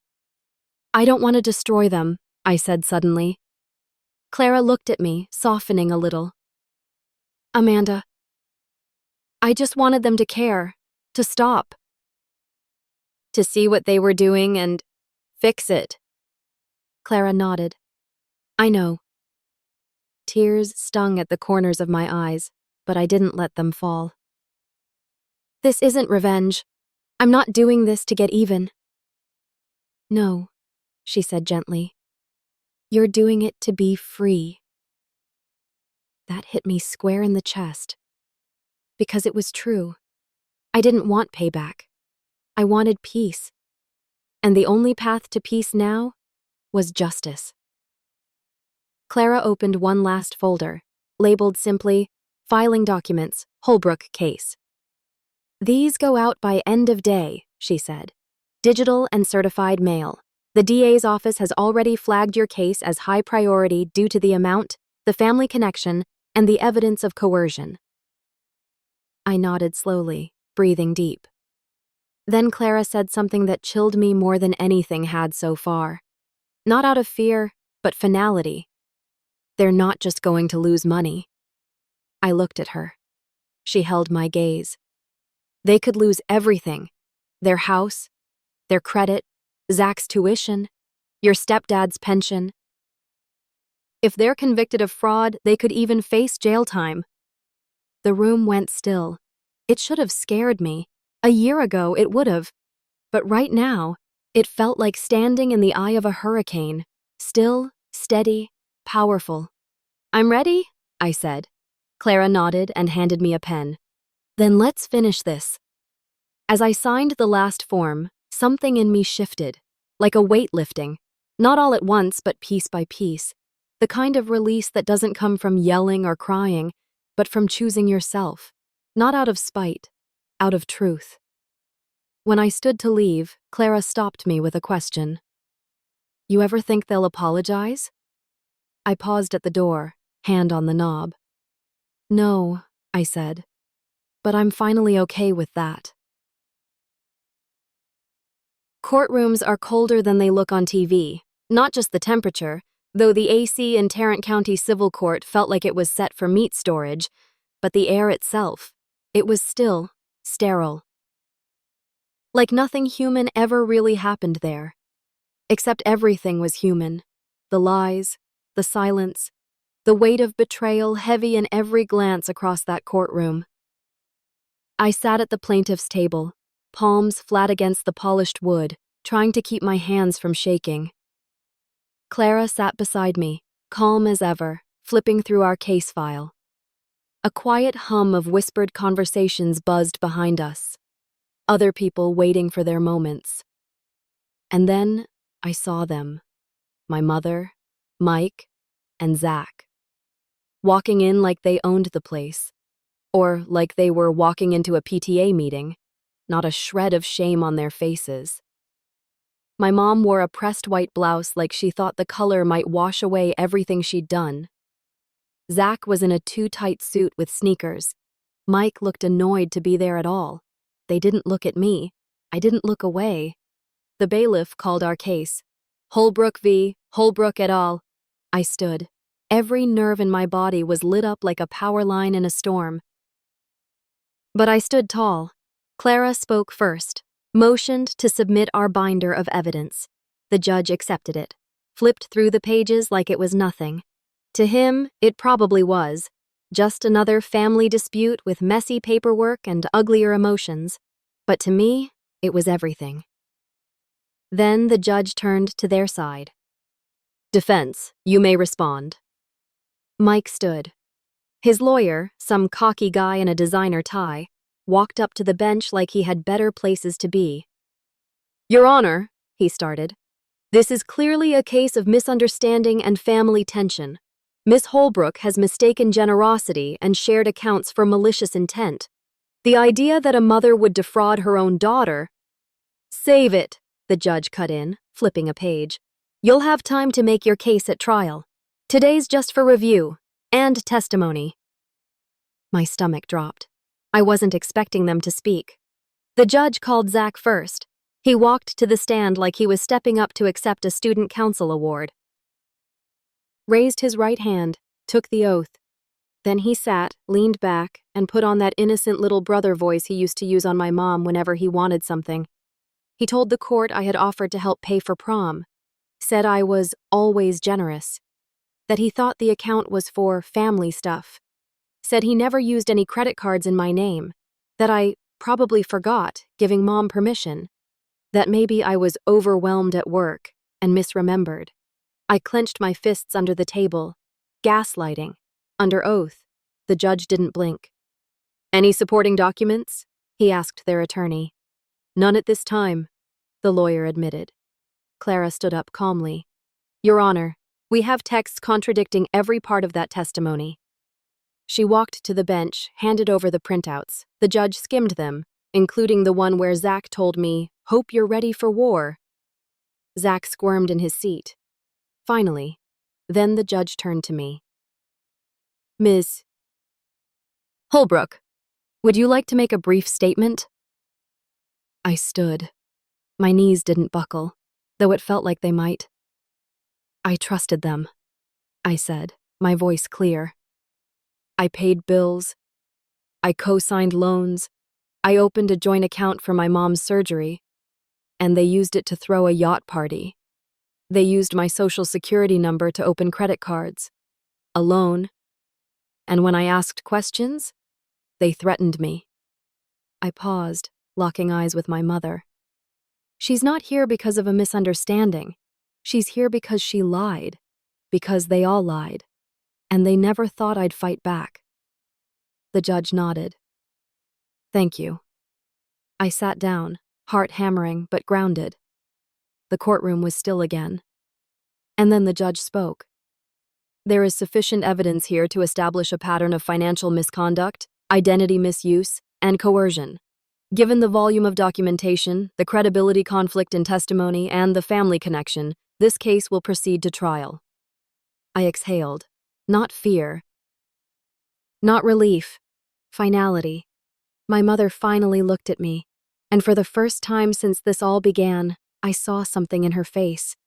Not anger, not denial, fear. The judge banged the gavel lightly. "Next hearing in 30 days. Court is adjourned." Clara squeezed my arm. "You were perfect," she whispered. I didn't feel perfect. I felt real, tired, steeled, alive. As we walked out of the courtroom, Zach brushed past me and muttered, "This isn't over." I stopped in my tracks and looked him in the eye. "No," I said. "It's finally starting." Why? The truth doesn't just come out. It unravels. Slowly. Sloppily. With a mess of finger-pointing and crocodile tears.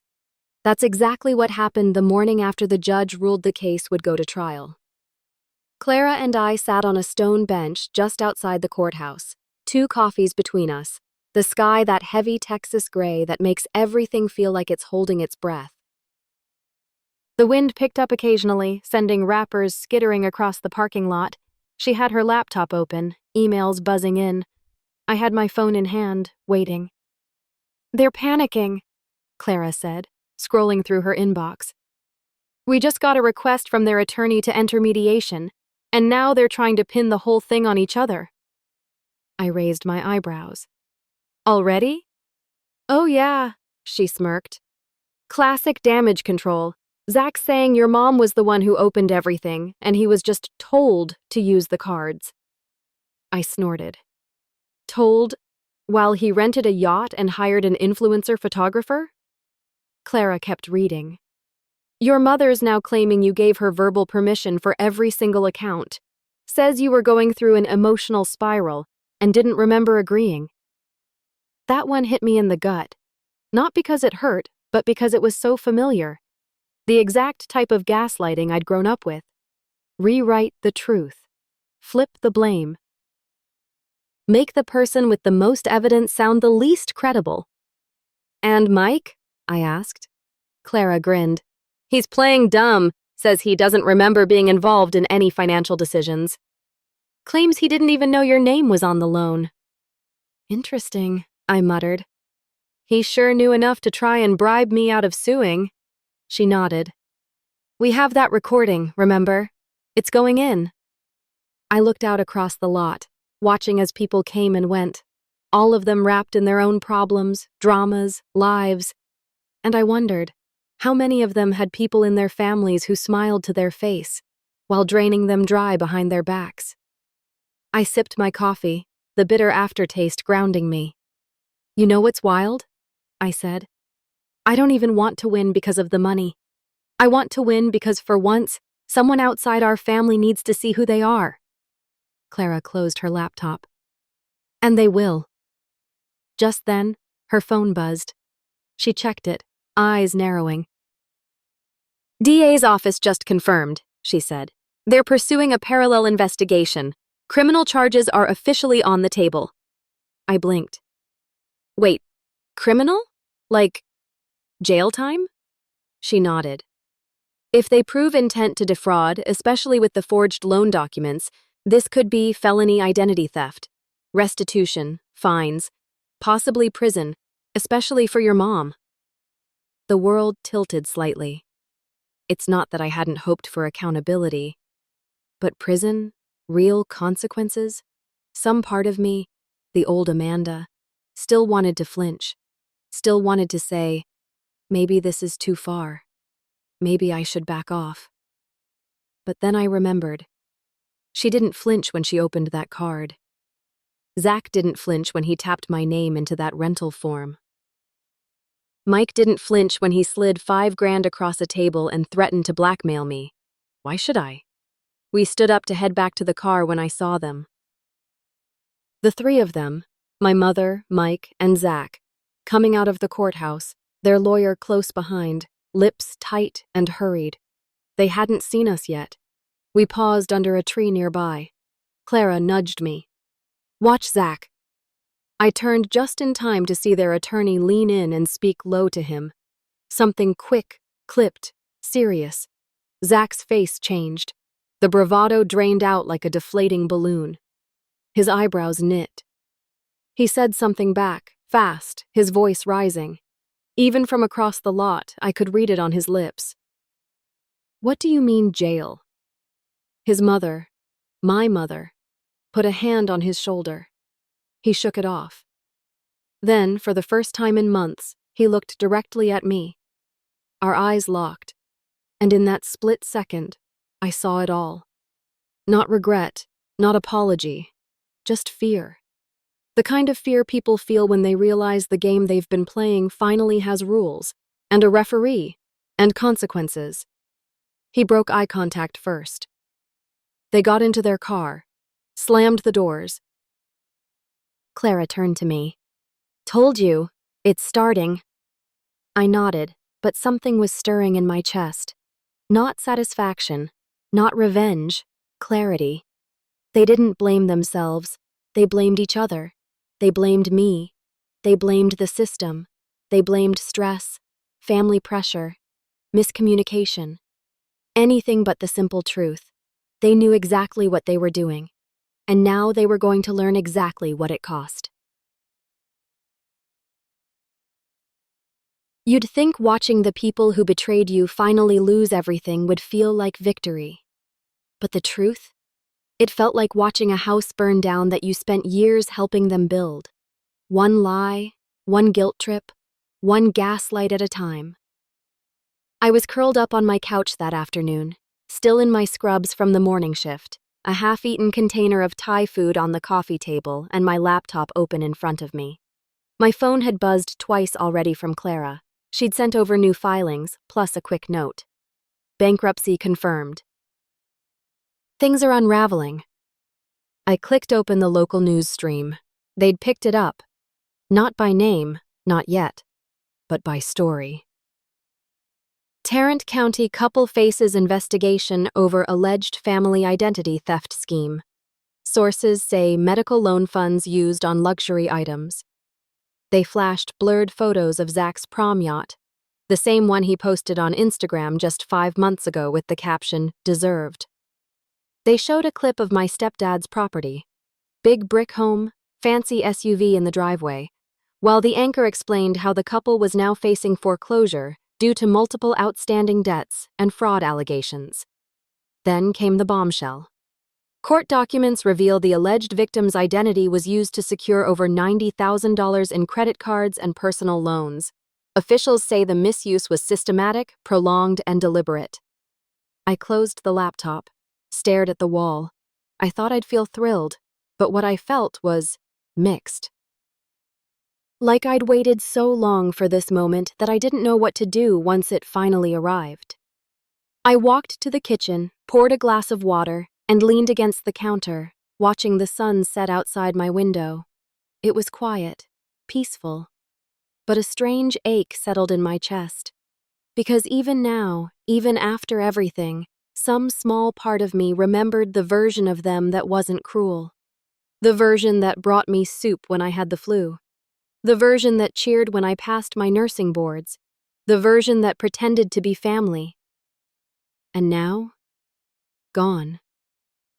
Clara had warned me. Justice doesn't erase grief, she said. It just gives it boundaries. I walked back into the living room, sat down, and checked my phone again. A text from my friend Bree lit up the screen. Girl, just heard about Zach. Dropped out? I opened Instagram. His page was gone, scrubbed clean. But his girlfriend had posted a blurry pic of him sitting in a dorm stairwell, bags at his feet. When FAFSA won't touch your family name anymore. So that was real. Zach was out of school. Tuition revoked. No financial aid now that the fraud was public and the credit reports flagged. Mike's pension was frozen pending further investigation. My mother's name was being removed from 3 family trust accounts she shared with her older sister.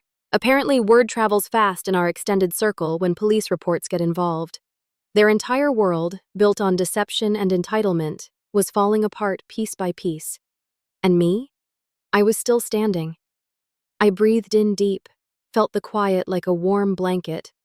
Not heavy, just real. No calls, no threats, no guilt-tripping texts. Just stillness. Then came the knock. 3 sharp taps on my front door. I froze. My apartment's buzzer hadn't gone off, which meant someone either got buzzed in by a neighbor or knew how to wait by the door. I stood up slowly, moved to the peephole, and stopped cold. It was her. My mother. And behind her, Zach. No mic, no lawyer, no polished performance.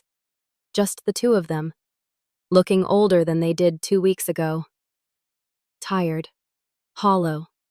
Faces I once would have run to. Now, faces that made my stomach twist. I didn't open the door. Not right away. I stood there, one hand on the knob, the other flat against my thigh to keep it from shaking. She raised her hand to knock again.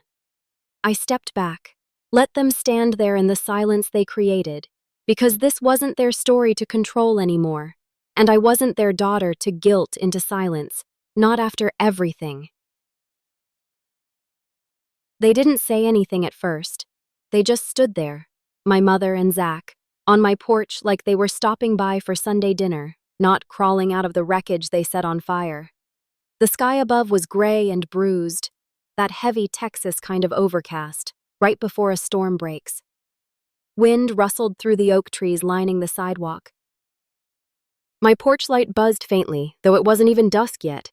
I opened the door just enough to block most of the frame with my body, not to welcome them in, just to see what they wanted. My mom smiled, or tried to, but it was more like a twitch now. Her voice cracked like she hadn't used it in days. Amanda, we just want to talk. Zach stood behind her with his hands shoved in his hoodie pocket, head lowered but eyes locked on me. I didn't respond, just stared. We didn't come to fight, she added quickly. We need to find a way through this. I leaned against the doorframe, arms crossed, calm, controlled, cold. Through what, exactly? I asked. The wreckage of the life you tried to bury me under? She flinched at that. Good. Amanda, we were desperate, she said, stepping slightly closer. Your stepfather was out of work. The medical bills were piling up. Zach had his senior year. We didn't know what else to do. I cut her off. You had a choice. Every single time, every purchase, every card, every lie, that was a choice. And you chose you. Over and over. Just not me. Zach finally spoke, his voice lower, angrier. You act like you're some victim. You've always been the favorite, the one with the degree, the money, the apartment. I actually laughed. The favorite? Is that why you stole from me? Because I earned everything while you threw tantrums and got rewarded for them? My mother's smile slipped completely now. She wasn't even pretending to be sweet anymore. We're family, she snapped. Families fix things. They forgive. No, I said, voice sharp as glass. Healthy families fix things. Abusers show up on porches begging for another shot when they finally get caught. She tried to speak again, but I held up a hand. I know about the extra card. The fourth one? The one you opened in my name last spring, even after you knew I was catching on. Her eyes widened for a split second, and that was all I needed. You didn't come here to apologize, I said quietly. You came here because you're scared. Zach stepped forward now, bristling. You think you're better than us? You think the courts care about some sob story nurse just trying to make a name for herself? He didn't see the shift in my face, but my mother did. I straightened. Calm now. Very, very calm. Zach, I said, voice level. I'm not trying to make a name for myself. I'm trying to reclaim my life. There's a difference. He opened his mouth again, but I was done. I stepped back toward the door. You can keep spinning stories for the court, I said. Keep blaming everyone but yourselves. But this porch, this home, this is where it ends. My mother's voice cracked again, this time real. Amanda, please. I have nothing left to give you, I said. And honestly, that's the best thing that ever happened to me. I gripped the edge of the door. Leave now, or I call the police. Zach's eyes flared. My mom gasped. You wouldn't. I stepped back fully into the doorway and slowly closed the door halfway. I absolutely would, I said. And you know I'd win. They didn't move right away. But eventually, the silence between us became too heavy even for them to hold. Zach muttered something under his breath. My mom turned away with her shoulders hunched, like defeat was finally starting to settle in.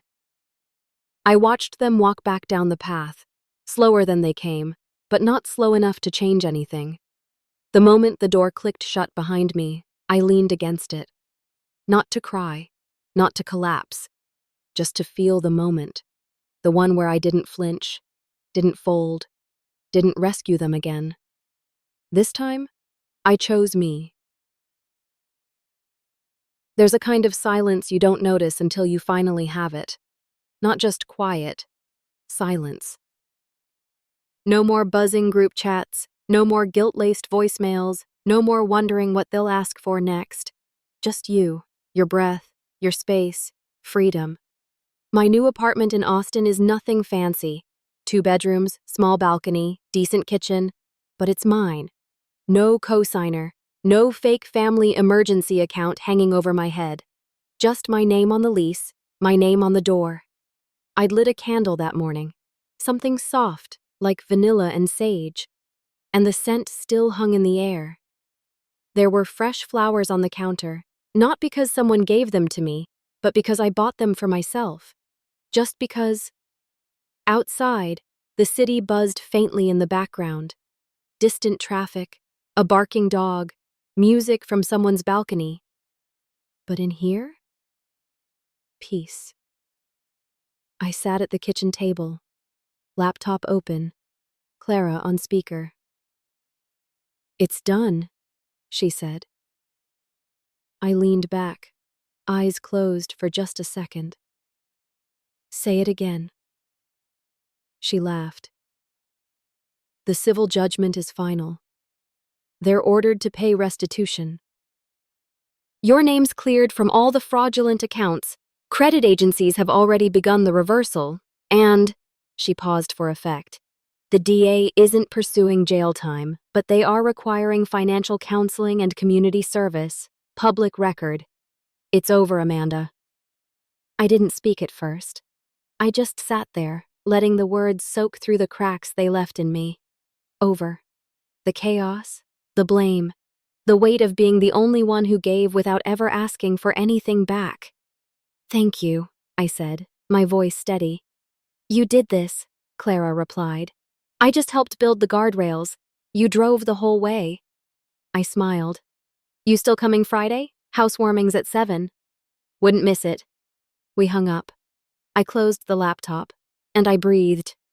After months of lawyers, paperwork, court hearings, confrontation after confrontation, I'd come out the other side. They lost the house, declared bankruptcy. Zach was finishing his semester online from a one-bedroom apartment somewhere in Arlington. My mother had tried reaching out again, through an email this time. Subject line: "I miss you." I didn't open it. I didn't need to. I didn't owe them my silence, or my sympathy, or anything anymore. That night, I walked into my new bedroom, sat down at my desk, and pulled out the final loose string left, the old checkbook from our emergency fund account.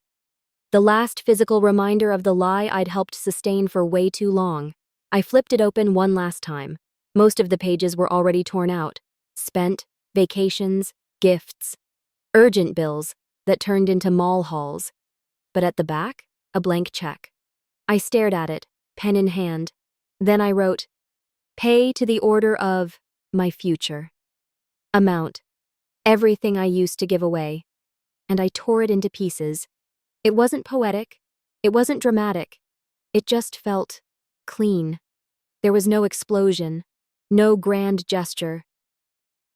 Just me choosing, finally, to stop bleeding for people who never once tried to stop the cut. A week later, I got promoted. Assistant nursing director at my hospital's ICU, new office, new salary, and for the first time, I didn't tell a single family member. It felt good. Not bitter, just boundaried. One of the nurses I mentor stopped by to drop off paperwork and asked, "How do you stay so calm? You just seem so solid lately." I smiled. I stopped trying to be who they needed, and I started being who I needed. She looked confused, but nodded politely and left. It's okay. Someday, maybe she'll understand. Not everyone's betrayal comes with blood or bruises. Sometimes it comes with birthday cakes and guilt trips. And sometimes, the worst villains in your story are the ones who told you they loved you the most. Later that night, I sat on the balcony with a glass of wine and turned my camera on. I hadn't posted in a while, but this time I knew exactly what I needed to say. I stared straight into the lens and took a breath. "My name is Amanda Holbrook," I said. "And I was raised to believe that protecting yourself was selfish, that giving without limits was love, that silence made you a good daughter." I paused, then leaned forward. "But the truth is, love doesn't steal from you. Love doesn't use your name to fund lies, and love definitely doesn't punish you for saying no." Another pause. Then the final beat. "They called me selfish for protecting my money, but I'm not the one who stole from family." I ended the video there. Not for them, for me. Because this story, it's not about revenge. It's about release. And now, I'm not family. I'm just free.